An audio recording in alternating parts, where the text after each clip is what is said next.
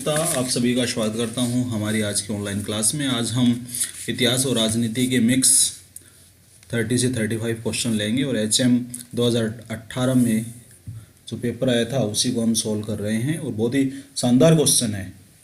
RPSC के जो question होते हैं उनका एक स्टैंडर्ड होता है। तो पहला क्वेश्चन हम ले रहे हैं, कौन पृथ्वीराज चौहान तृतीय का दरबारी विद्वान नहीं था? विद्यापति गौड़, वागीश्वर जनार्दन, विश्वरूप, सारंगधर। तो इनमें से कौन पृथ्वीराज चौहान तृतीय के दरबार में नहीं था, इसका आपको जवाब देना है। और अच्छा क्वेश्चन है।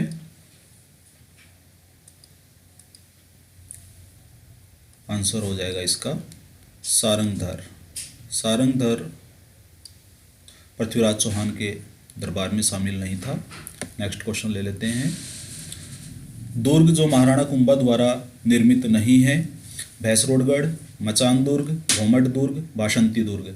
महाराणा कुंभा दुर्ग निर्माता के रूप में जाने जाते हैं राजस्थान के इतिहास में, लेकिन इसमें से भैंसरोडगढ़ का दुर्ग महाराणा कुंभा द्वारा निर्मित नहीं है। ये भैंसा व्यापारी और रोड़ाचारण इन दोनों ने बनवाया था। इसके बाद में महाराणा प्रताप के दरबारी विद्वान जिसने मुहूर्तमाला ग्रंथ की रचना की थी वह था रामासांदु, मालासांदु, चक्रपाणि मिश्र, ताराचंद।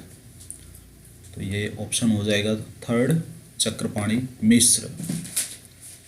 इसके बाद में कौन सी रचना मीराबाई की है? सखी, बीजक, सबद, पदावली। इसमें से जैसे बीजक है कबीर से संबंधित है, बीजक कबीर की रचनाएं बीजक कहलाती हैं। पदावली मीराबाई की है, मीराबाई की पदावलियाँ प्रसिद्ध हैं। इसके बाद में निम्न में से कौन राजस्थान का चारण साहित्यकार नहीं है? पसायत, बेठू मेहा, पृथ्वीराज राठौड़, जयमल। तो ऊपर के तीनों निश्चित रूप से राजस्थान के चारण साहित्यकार हैं और जयमल राजस्थान का चारण साहित्यकार नहीं है। दो क्षेत्रों के विलय के साथ 1956 में राजस्थान का एकीकरण पूर्ण हुआ। वे दो क्षेत्र कौन से थे? झालावाड़ कोटा, आबू रोड देलवाड़ा अजमेर, अलवर भरतपुर, उदयपुर डूंगरपुर। तो सातवां चरण था राजस्थान के एकीकरण का। इसमें आबू रोड, देलवाड़ा और अजमेर जो अंग्रेज़ों के सीधे अधीन थी उनको शामिल किया गया था। प्रजामंडल मेवाड़ के प्रमुख नेता जिन्हें भारत छोड़ो आंदोलन के दौरान 21 अगस्त 1942 को गिरफ्तार किया गया था, माणिक्यलाल वर्मा, बलवंत सिंह मेहता, चिरंजी लाल मिश्र, मोहनलाल सुखाड़िया। इनमें से हमें ऑप्शन देना है कि कौन से नेता भारत छोड़ो आंदोलन के दौरान गिरफ्तार हुए थे और जो मेवाड़ से संबंधित थे। तो यहाँ पर ऑप्शन आपका हो जाएगा ऑप्शन नंबर 1, चिरंजी लाल मिश्र। गलत ऑप्शन है क्योंकि चिरंजी लाल मिश्र मेवाड़ प्रजामंडल से संबंधित ही नहीं है। कांग्रेस के उदारवादी नेता जिन्होंने 1912 से 1915 के मध्य भारतीय लोक सेवा आयोग के सदस्य के रूप में सेवा दी थी। गोपाल कृष्ण गोखले, दादा भाई नौरोजी, सुरेंद्र नाथ बनर्जी, फिरोज शाह मेहता।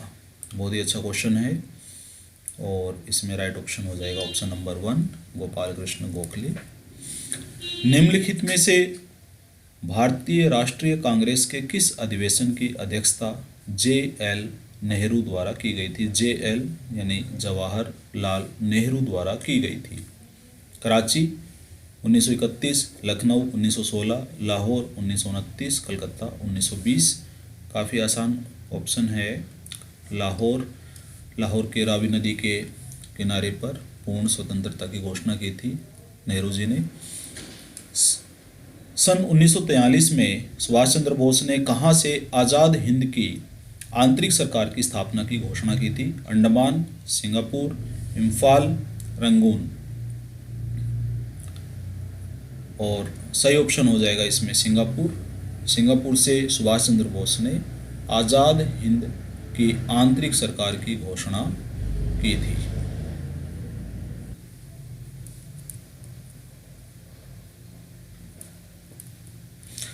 बाल गंगाधर तिलक ने, यहाँ पे ये जो के है इसको हम ने पढ़ेंगे।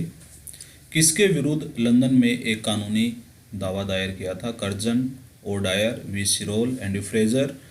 और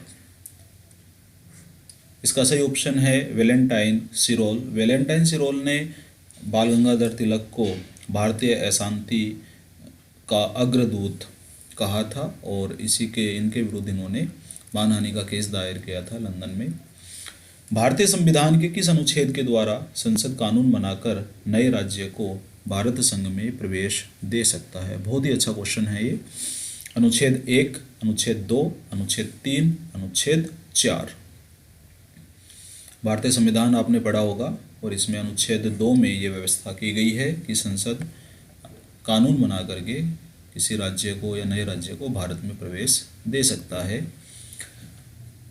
भारत के संविधान के किस अनुच्छेद के अंतर्गत राज्यसभा एक नवीन अखिल भारतीय सेवा प्रस्तावित कर सकती है?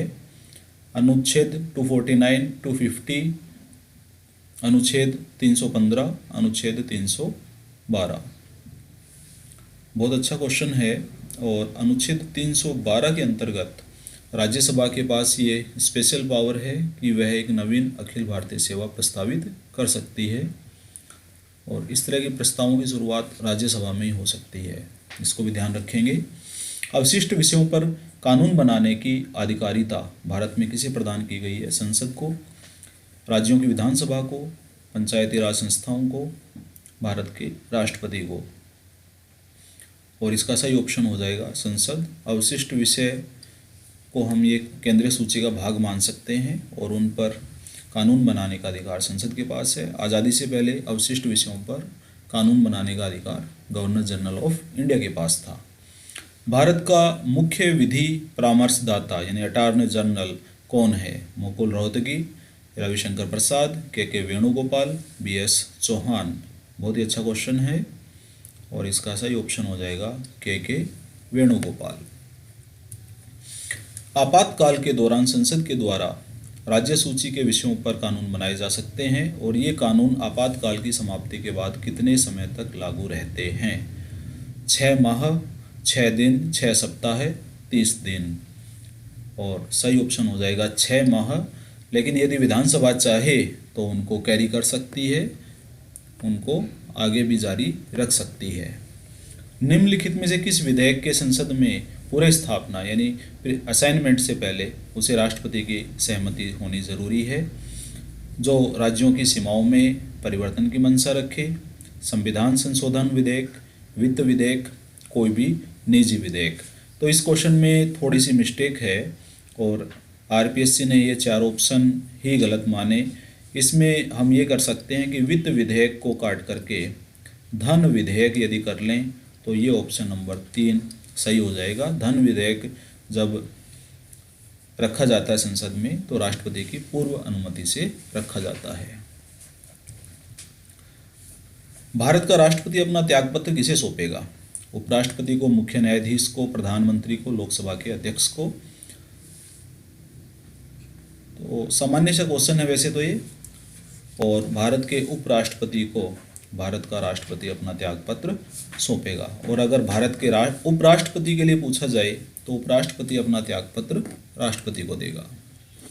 भारतीय संविधान के किस भाग में नीति निर्देशक तत्व यानी डायरेक्टिव प्रिंसिपल्स का प्रावधान है? भाग 3, भाग 4, भाग 8 और भाग 2।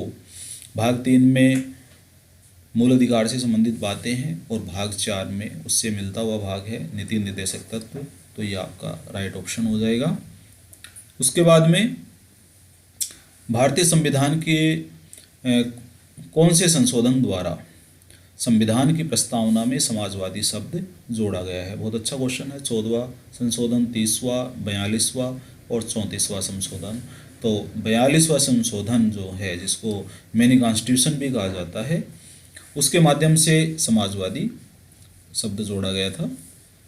उसके बाद में ये क्वेश्चन है आपका कि मुख्यमंत्रियों का जो कार्यकाल है उनकी अवधि अवरोही क्रम में हमें व्यवस्थित करनी है कि कौन से मुख्यमंत्री का कार्यकाल सबसे ज़्यादा रहा, फिर सबसे कम, फिर सबसे कम, फिर उससे कम। तो मोहनलाल सुखाड़िया जी हैं, हरदेव जोशी जी हैं, भैरव सिंह शेखावत है, अशोक गहलोत है। बहुत ही बढ़िया क्वेश्चन है ये। इनमें से किस मुख्यमंत्री का कार्यकाल सबसे अधिक रहा? तो 4 ऑप्शन 1 है, सोचने की ज़रूरत ही नहीं है। मोहनलाल जी सुखाड़िया का कार्यकाल सबसे अधिक रहा है और इसका राइट ऑप्शन मैं टिक कर देता हूँ। इसका राइट ऑप्शन है ऑप्शन नंबर 4, यानी सबसे अधिक कार्यकाल 1 नंबर पे सुखाड़िया जी का है, दूसरे नंबर पे भैरव सिंह जी का है, तीसरे नंबर पे है अशोक गहलोत माननीय मुख्यमंत्री जो वर्तमान में है, और इनके बाद में चौथे क्रम पे हैं हरदेव जी जोशी। नेक्स्ट क्वेश्चन है, राजस्थान उच्च न्यायालय के मुख्य न्यायाधीश का नाम बताइए। प्रदीप नंदराजोग, हेमंत गुप्ता, SK मुखर्जी, अजीत सिंह। तो ये क्वेश्चन क्योंकि 2019 में पूछा गया है तो इसमें वर्तमान में कोई भी नहीं है। वर्तमान में जो हमारे उच्च न्यायालय के मुख्य न्यायाधीश हैं वो हैं इंद्रजीत सिंह। अगर पूछा जाता है तो आप इसको इंद्रजीत सिंह और महंत भी लगाते हैं तो इंद्रजीत महंत या इंद्रजीत सिंह। इसके बाद में राज्यसभा के वर्तमान उपसभापति का नाम बताइए। वेंकैया नायडू, PJ कुरियन, हरिवंश नारायण सिंह, नजमा हेपतुल्ला। तो वर्तमान उपसभापति, सभापति तो वेंकैया नायडू है और उपसभापति हरिवंश नारायण सिंह। इसको थोड़ा आप ध्यान देंगे। इसके बाद में भारतीय संविधान के अनुच्छेद 32 में प्रदत्त मूल अधिकार कौन सा है? अनुच्छेद 32 बहुत इंपॉर्टेंट है। अंबेडकर जी ने इसे संविधान की आत्मा कहा था। आप थोड़ा ध्यान देंगे। समानता का अधिकार, स्वतंत्रता का अधिकार, शोषण के विरुद्ध अधिकार, संवैधानिक उपचार का अधिकार। तो संवैधानिक उपचार का अधिकार जिसमें रिट्स दी हुई हैं ये अनुच्छेद 32 में प्रदत्त है। उसके बाद में राजस्थान में कितने लोकसभा निर्वाचन क्षेत्र अनुसूचित जाति के लिए आरक्षित हैं? बहुत ही अच्छा क्वेश्चन है। 3 क्षेत्र, 4 क्षेत्र, 5 क्षेत्र और 6 क्षेत्र। तो ऑप्शन हो जाएगा ऑप्शन नंबर 2, 4 क्षेत्र आरक्षित हैं। निम्नलिखित में से कौन सी याचिका व्यक्तिगत स्वतंत्रता से संबंधित है?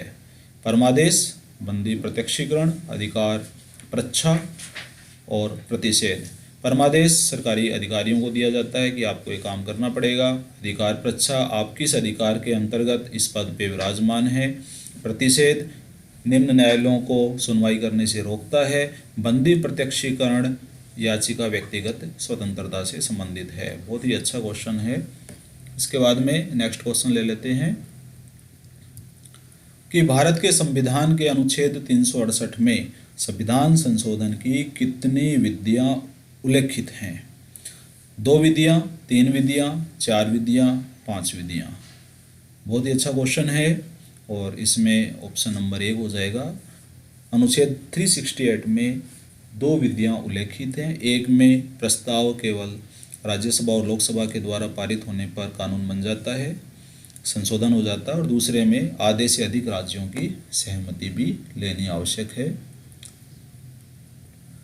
भारतीय संविधान के अनुच्छेद 123 में राष्ट्रपति की किस शक्ति का वर्णन किया गया है? अध्यादेश जारी करने की शक्ति, राज्यपाल की नियुक्ति की शक्ति, मुख्य न्यायाधीश की नियुक्ति की शक्ति, उपरोक्त में से कोई नहीं।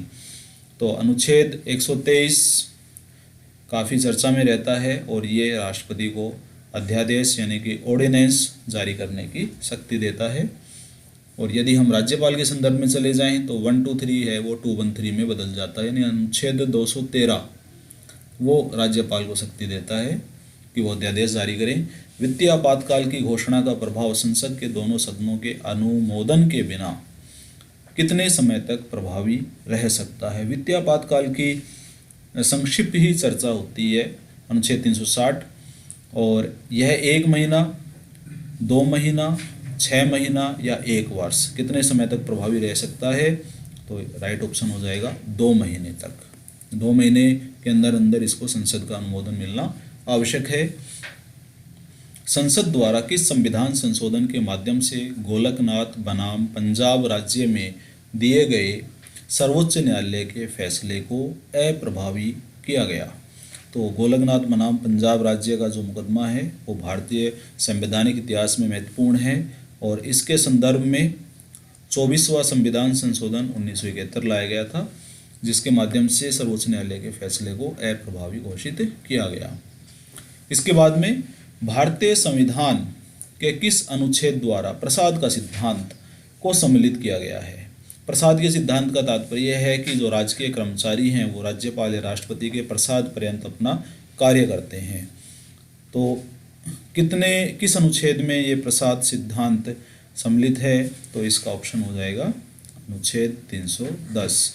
तो ये थे हमारे आज के भारतीय संविधान, राज्य व्यवस्था, इतिहास पर सम्मिलित प्रश्नोत्तरी। और अगले वीडियो में हम कुछ भूगोल और अर्थशास्त्र से संबंधित क्वेश्चन करेंगे। तब तक के लिए धन्यवाद।